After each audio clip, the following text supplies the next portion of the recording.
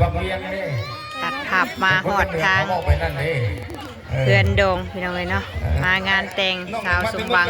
เจ้าบ่าวเจ้าสาวเพื่อนพี่น้องเลยเนาะผู้กินแล้วก็เมื่อพี่น้องเลยทางเฮาหากะมาเป็นเกียรติคุณเชิญเนาะทัพจะพาเจ้าจะทาหลากหลายพี่น้องเลยเนาะเบียร์ให้ทั้งนั้นเลขาจัดงานยิ่งใหญ่พี่น้องเอ้ยเนาะคอยยังเชิญท่านผู้เล่นตุ๊กไก่จากเวทีเนาะผู้กินแล้วก็เมื่อเนาะพอทั้งเจ้าภาพเจ้าชะตามันได้บอกใหญ่ตัวอลังการพี่น้องเลยเนาะคอยยังเชิญตุ๊กไก่จากเวทีที่ได้เวทีกันทีนั้นบนห้างกระยกที่นั่นห้องห้างกระยกกับทักทายสบายดีกันอีกคนหนึ่งเลยพี่น้องเด้อนามาคุกมาโคกันสัตว์มาคุ้มดิมาเชิญใบเดียวแม่น้องเชิญว่าใช่ป่ะเนาะคุ้มไปดีมาเชิญใบเดียวกับมาบัดตระกูลมันติไม่ขนาดมีอยู่เลยเนี่ยพนมาให้อยู่เมื่อกี้นี่ให้กระปุ่นกินนี่เด้มีอยู่เลยน่ะเป็นไงเจ้าผมข้าวเพิ่นมีแต่เอาข้าวมาให้ลายเนาะเพิ่นเห็นว่าคนอยากกินข้าวไปจักอันนี้สมบัติเตอร์อยากกินข้าวมาให้ดีเด้ถ้าหลานเคยเขากระโดดที่ไหนเราออกมามันหาน้ำแข็งลูกหลานนี่อยากกินน้ำเลยนะ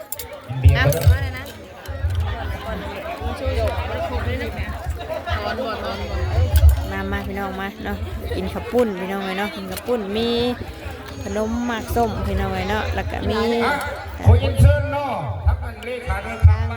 อบเนาะแล้วก็ยำได้จานหนึ่งมาบ่ทันพี่น้องเลยเนาะเบิดก้อนเพิ่นว่าเนาะเยี่ยมกับคนเขาเมียเดิมเลยเพราะปัญญาเนาะเป็นพี่ตั้งห้างกระยกกันด้วยฮะกินเลยกินไม่เป็นไม่กินมันจะได้กินพวกได้ด้วยโบราณแต่คนซื้อคนได้ซื้อกาแฟนะเป็นว่าน้ำกระปุ้นแซ่บบ่ซิมึงดูผ่านเจ็ดเตาเลยขายเช่ามาพันแซ่บบ่โมเบียแม่ให้แม่โตได้พันเทิงมาแซ่บบ่นี่เพิ่นนี่เป็นเจ้าเราบ้านพวกใหญ่ดีวันหนาใหญ่เนี่ยผู้เพิ่นมากับมาผู้เพิ่นเมื่อกับเมื่อเนาะมักตัววัดจานนี่เอาอีกจานหนึ่งเลยมักแห้งเลยโอ้ยเนาะมิจะทำส้มกินเลยหลายใช้กระปุ่นจับเดียวหนึ่งเนาะเนาะเอาทางเอากับมาเบิ้ลอะไรยิ้มไหมยังเนาะเพียงเซฟเนาะทักจะเปิดเพลงแล้วพี่น้องเอ้ยเนาะทางนี้ออกอันก่อนลำเลยเนาะ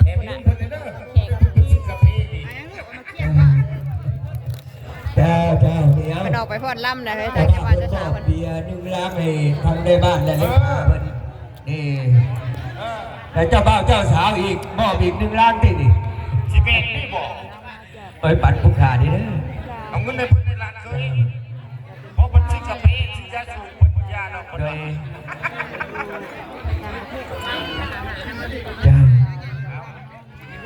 ไปหักกันแทงกันเด้อเพิ่นบอกบ่ตัวเป็นลายเด้อเนาะ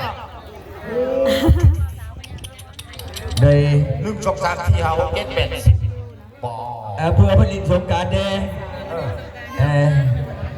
บุญเดเป็นให้นายบ้านแล้วก็ทั้งเจ้าภาพเพิ่มมอบให้1 ล้าน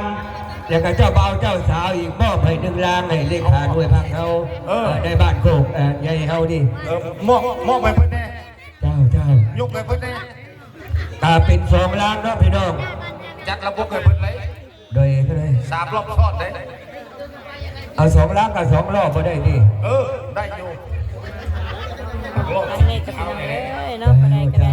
ลูกก้อยลอยเต็มสุดผ่าสุดมันบ่โดยมางานแต่งสาวสมรับจังหวะอย่างนี้มาดิ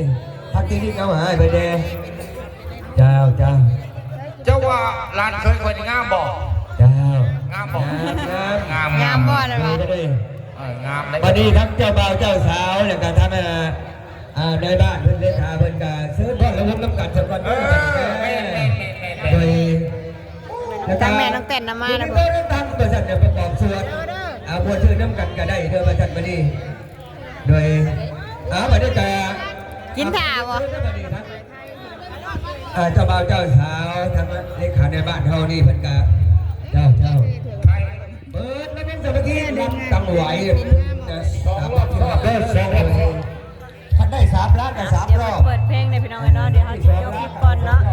ต่อคลิปอีกรอบหนึงพี่น้องเอ้ย ขอบใจด้วยท่านอาจารย์พันคำลงที่อาจารย์บุญมีสยามวกษานะครับท่านอาจารย์มาจากมสบางทีอาจารย์ลินดาพงสุภาพี่น้องเอ้ยขอบใจได้หลายเด้อ ก็จังว่าเพิ่นมา พี่น้องตะโกนดังๆเข้ามาดิ หมายถึงเฮาน่ะใจเย็น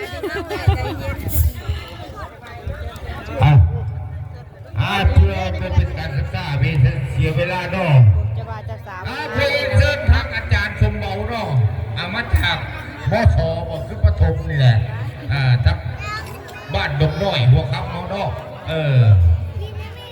ขอเย็นเชิญพ่อหมู่คณะสกุลตายที่เวทีเนาะอาจารย์จะบอกอาจารย์ บ่ได้เศร้าเมื่อยเลยติเอ้ย เวียนเชิญสกุลตายจากเวทีเด้อเพื่อเป็นชีวิตมงคลให้แกลูกแกหลานบ้านเฮานี่แหละเพิ่นจะคงเป็นอื่นไกลเนาะพี่น้องกันครับพวกนี่แหละ แดดช่องเฮานางถึงแดด พี่น้องทั้งเมย์ชื่ออาจารย์สมเบาเด้ออยู่ตรงในเจดีย์รับหน้าพาทางเนี่ยเด้อเจ้าหน้าพี่น้องคอยได้ฮะพี่น้องทั้งเมย์ได้เจ้าฮะปรากฏการจากเวทีให้เป็นชีวิตมงคลให้หลานเคยเจ้าเด้อหลานเคยเจ้านี่พูดภาษาอังกฤษดีโอ้ยผักไหนเวียนเชิญเนาะอาจารย์สมเบาเนาะตัวเจนนี่บ่น่ะว้าตะโกดว่าได้นางอันนี้ บ้านดงน้อยนะจูแต่บ้านดงน้อยหัวครับแหละ โกดว่าได้เนาะมานางเจนนี่ คนตายจากเวที เจนนี่ว่าได้ดินว่า ลูกแกหลาน เนาะตรงนี้ตู้อยู่ติ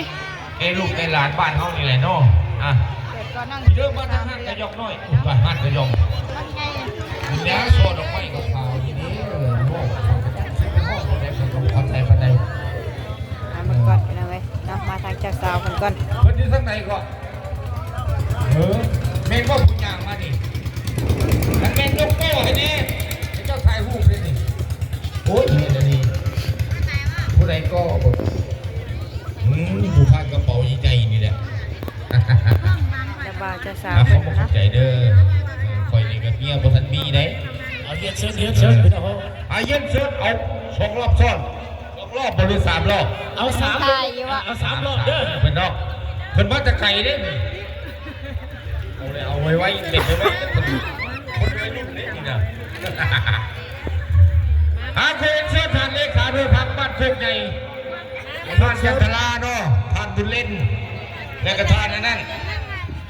ประพฤติการเวทีเพิ่นแน่เป็นชีวิตมงคลเลยเพิ่นแน่เนาะเย็นเชิญ ท่านพันตีบุกอยู่พันโคบอก ท่านทานบุญเล่นบุญตะหงเย็นเชิญเด้อท่านทานพันตีบุญเล่นบุญตะหงพันเอกก็ท่านทานพันเอกบุญเล่นบุญตะหงเย็นเชิญแล้วก็ท่านในบ้านจันทราสัญญาวงศาตบมือเพื่อนพี่น้องตบมือเพื่อน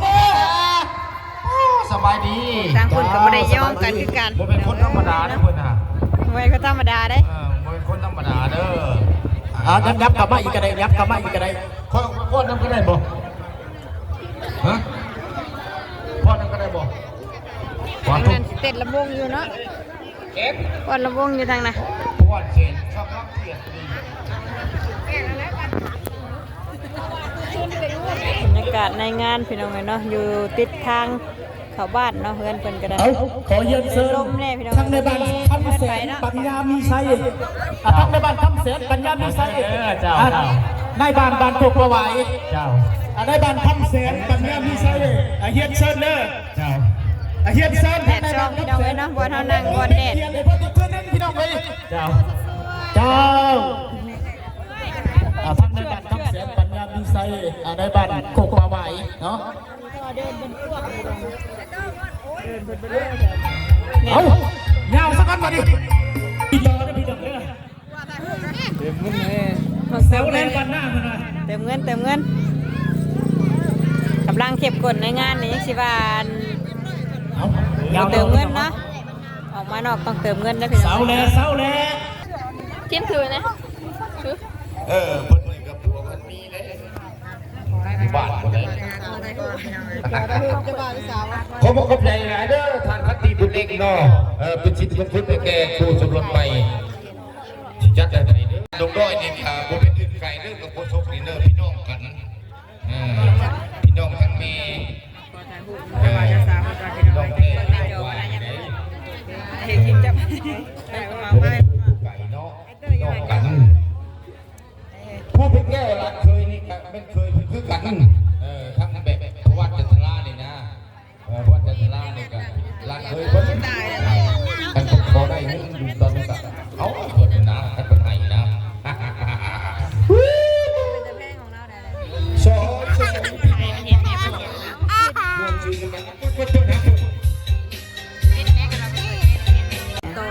รอเพิ่นจังหวะเพิ่นปิดเพลงติ เปิดมาอีกแล้วเนาะถ่ายยังบ่พอได้หลายเนาะถ่ายได้ทีละหน่อย ใครก็รอจังหวะเพิ่นนั่นปิดเพลงเพิ่นโอ้พี่น้องเอ้ยไปก็ได้นะจัก10 นาทีติไปบอกเพิ่นแม่ เมื่อกี้นี่ก็ไปขอถ่ายรูปนำทางเจ้าบ่าวเจ้าสาวเพิ่นเนาะได้คนละรูป2รูปออกมาพี่น้องเอ้ยเนาะยังบ่ทันพากันกลับอยู่พี่น้องเนาะยังพากันกินอยู่เนาะเพิ่นก็สิเปิดเพลงมาอีกเลยเนาะ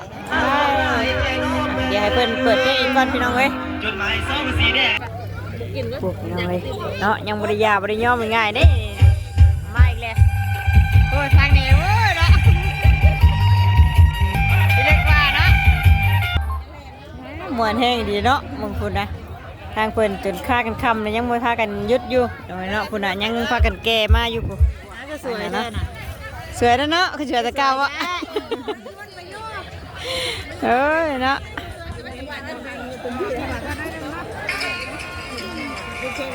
พอแต่เพิ่นปิดเพลงติ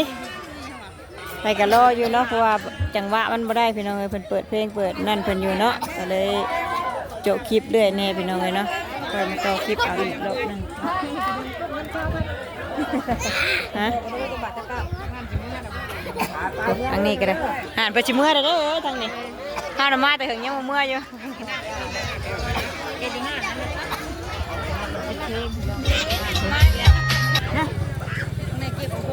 โอ้ยนะเป็นค่ำไม่ได้เป็นเปิดไฟแดนน่ะเนาะไปจุดเปิดไฟยังบ่พากันเลิกอยู่จะพาเพิ่นแจ้งอยู่แล้วแต่เฮานี่แจ้งเนาะนอนเป็นเด้เบิ่งดูคอเสือนะคอเสือเปื้อนไปเลยทางนั้นก็กำลังนั่งมาอยู่ที่นี่เนาะทางผู้มากับมาผู้ใดเฮ็ดเวียกเฮ็ดงานค่ำก็มานั่นมาเนาะโอ้ทางนั้นก็ได้เนาะโคตรว่าอีหลีแหละนี่ไปเตรียมต้นเตรียมงานไปแต่งานกันเรียบร้อยเป็นได้ให้ห้าบัดนี้นั่นบ่ค่ำไม่ได้พี่น้องไว้เนาะไต่เปิดพื้นเปิดไฟอะไรพุ่นน่ะดอกไฟเพิ่นก็สวยงามยิงคำยิงลมพี่น้องเอ้ยเนาะยิงลมมาบัดหนาวเขาแต่บ่มีอันที่บังอีกเนาะไก่ป่าไก่ทางพี่น้องเอ้ยเนาะทางเฮือนเพิ่นก็ได้อันนี้สิเป็นทางออกนอกทางเข้าเมืองเนาะรถก็เที่ยวไวๆอยู่พี่น้องเนาะรับรอบแล้วก็ต่อไปก็จะได้จัดให้พิเศษจากทางอาจารย์มาจากโรงเรียนมศ.บาทีเติมทนายเทื่ออะไรยังไม่จบอยู่บ่จากทางอาจารย์ดวงวิไลเข้มทิพย์ยักษ์มีแต่กระปุ่นดิสมน้ำหนาตัวเองเลยว่าสักคนแล้วก็เทนเซนทางอาจารย์ลมมาดวงวิไลเข้มทิพย์ยักษ์และก็อาจารย์ที่มาดูศรีมหานามและก็อาจารย์ลินดาพงสุภาแล้วก็ท่านอาจารย์ทำแล้วพี่น้องไปตอนนี้ก็ได้เนาะเป็นเวลา6 โมงเลยได้พี่น้องเลยเนาะตอนนี้ก็ได้อนุญาตบัตรครับเอาว่าทางเราได้ที่เวลาที่เราเรียนเชิญท่านทีมงานผู้อาจารย์เขามาจากโรงเรียนมศ.บาทีแม่น้องจุ๊กก็ยังเติมเยอะโดยทีมงานและมีกระปุกคณะของทางพระพุทธตังจ จ้าบ่าวเจ้าสาวเพิ่นก็ขึ้นไปทางเฮือนแล้วเนาะว่าคือบางนั่นแหละพี่น้องเอ้ยเนาะคือสิเบิดแต่บ่ได้ไหนเนาะว่าเพิ่นกินตั้งแต่3 โมงแรงพูนเนาะตอนนี้ก็6 โมงได้พี่น้องเอ้ยเนาะคือบางแล้วเนาะเห็นคนมาหลายซึ้งเติบแล้วพี่น้องเอ้ยเนาะกินอิ่มได้บ่ล่ะโอ้ยตื่นๆ แล้วก็สิได้เยี่ยมชมรอบๆนี่สัญญาณในห้องนี้ก็สิได้ เดี๋ยวจังหน่อยก็มา ทั้งเจ้าบ่าวแล้วก็ทั้งเจ้าสาวพร้อมพี่น้องเลย จังหน่อยก็เมื่อแหละกินอันแรกเลยได้กินกระปุ้นเนาะ เอาของเยี่ยมชมเด้อทั้งเจ้าบ่าวเท่าเสื้อเลื่อน ยังกินอยู่เลย แล้ว โอ้ ก็ ย ทั้ง บ่ เจ้าสาวนั่ง ชื่อแล้วบ่เอ้ย ใส่ยาบง เชืองที่ดอกเว้ย ทั้งเจ้าบ่าวเจ้าสาว เชือง เจ้า เออชื่อเราน่ะเชือง แล้วก็ทั้งฐานนั่งบุญเตียง เรามีความในใจ ไป ไปจ้ะ ให้เพื่อนพี่น้องตบมือให้เพื่อนเด้อเจ้า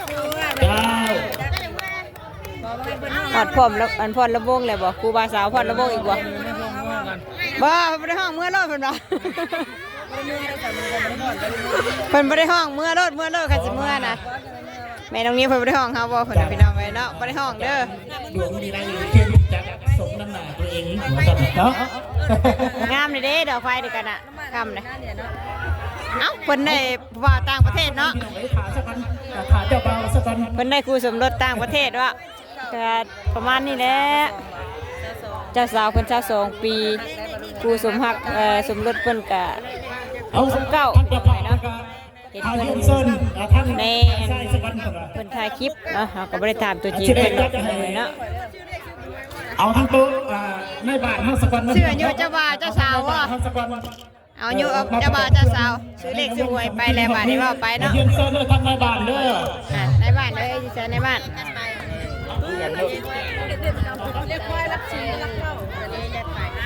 เจ้า เพิ่น ทั้งเจ้าเบา นี่เป็นเลขเป็นหวยกันแซวๆพี่น้องเอ้ยเนาะเจ้าบ่าวเพิ่นอยู่ในพุ่นน่ะ เจ้า ว่าเพิ่นเข้าในพุ่นขึ้นเฮือนแล้ว เอาสะพอกแล้วกันยาวแล้วเดี๋ยวพี่น้องเลย เอาเพิ่นสิเปิดเพลงจะได้บัดนี้พี่น้องเอ้ยเนาะ เจ้าเบาก่อนบ่ ถ่ายเจ้าบ่าวก่อนเจ้าบ่าวเพิ่นอยู่ทางเฮือนพุ่นเนาะขึ้นทางเฮือนพุ่นกินนี่เห็นได้กำลังลงเจ้าบ่าวกำลังลงเจ้าบ่าวกำลังลงจากเฮือน จะวาวเมื่อยหรือเปล่า เพิ่นก็เมื่อยแล้วเนาะเพิ่นมื้อเฮ้ยแต่ว่านี่ มือพี่น้องเลย เยี่ยมเส้นเด้ ก่อนเลยเจ้าบ่าวนะ ตบมือเป็นเกียรติให้ทั้งเจ้าเบาเพื่อนแม่พี่น้อง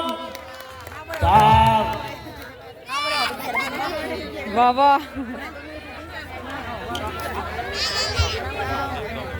ก่อนลำวงพี่น้องเอ้ยนะขอบลำวง พร้อมแต่ว่าพี่น้อง อ้าวจุกไว้เกือบนี่น่ะ เดี๋ยว อึ๊บอ้าวเกือบนี่ เอายาวพี่น้อง สำห เล รับ ย พี่น้องเอ้ยเนาะสำหรับพี่มีกับผมมานี่ฟันเด้อเนาะเปิดเพลงเปิดลำอีกแล้วพี่น้องเอ้ยเนาะแล้วพี่มีกับลาพี่น้องเนาะสบายดีกันเบิด